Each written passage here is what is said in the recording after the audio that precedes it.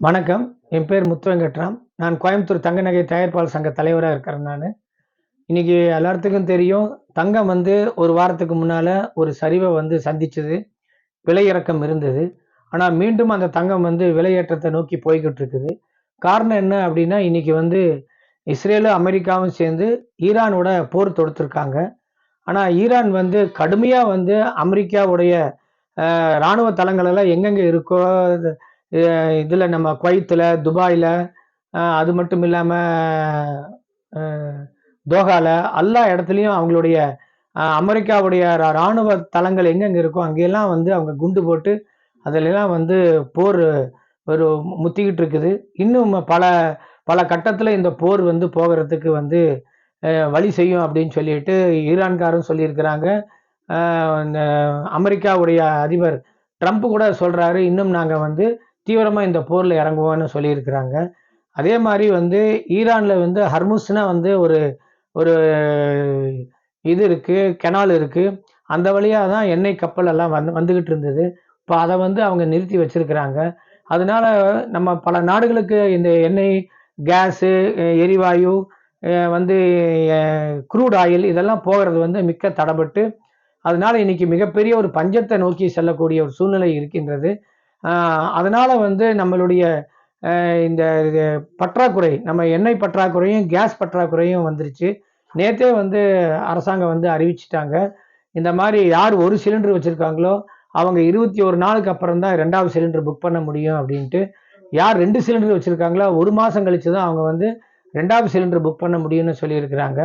அதே மாரி வந்து வணிகத்துக்கு, வர்த்தகத்துக்கு தேவைப்படுற கேஸ் சிலிண்டர் வந்து இப்போதைக்கு தற்காலிகமா நிறுத்தி வச்சிருக்காங்க.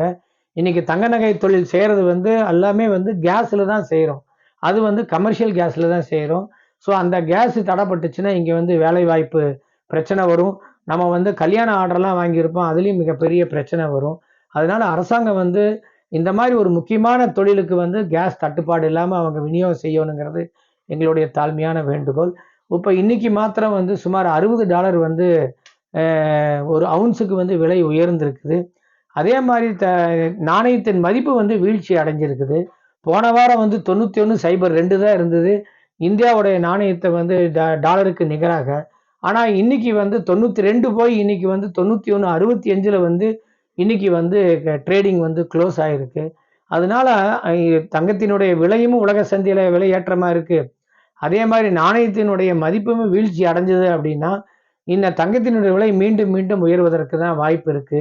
வெள்ளி கூட வந்து இன்னைக்கு $4 வந்து வெள்ளியினுடைய விலையும் வந்து உயர்ந்திருக்கு.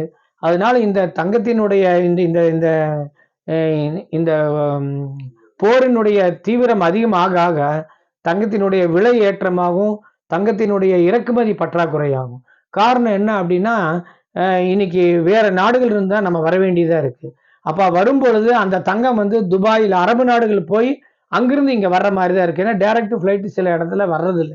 அப்ப அந்த மாரி தடைப்படும் பொழுது தங்கத்தினுடைய வரவும் கம்மியா இருக்கும். தங்கத்தினுடைய பற்றாக்குறை வந்துச்சுன்னா விலையேற்றம் அதிகமாகும். அ அதே மாரி இன்னைக்கு வந்து ஏற்றுமதி வந்து நம்மளுடைய தங்க நகைகளுடைய ஏற்றுமை மிகுதியா போறது வந்து அரபு நாடுகளுக்கு தான் போகுது.